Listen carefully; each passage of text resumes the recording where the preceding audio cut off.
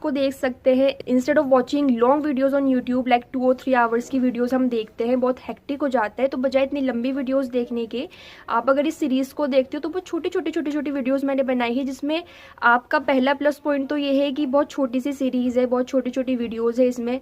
Second plus point ये है कि बहुत ईजी वे में आप टेंसेस को समझ जाओगे, बिना झंझट के, बिना इतने सारे रूल्स को याद करने के, बिना फॉर्मूलों को याद करने के, आप बहुत ईजिली नेचुरल वे में टेंसेस को समझ जाओगे। And the only thing you have to do is practice. अगर आप प्रैक्टिस नहीं करते तो आप टेंसेस कैसे सीख पाओगे, क्योंकि प्रैक्टिस तो आपको करनी ही है। सेंटेंसेस की प्रैक्टिस जब तक आप नहीं करोगे you can never be able to speak English fluently.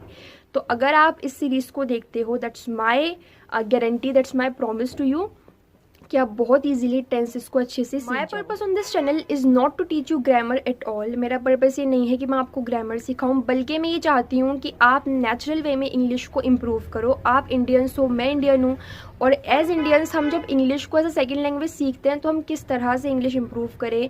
क्या हमें ग्रामर सीखने की नीड है, क्या हमें उन किताबों को पढ़ने की नीड है जहाँ पे बहुत सारे रूल्स हैं? नहीं, आप बहुत नेचुरल वे में अपनी इंग्लिश को इम्प्रूव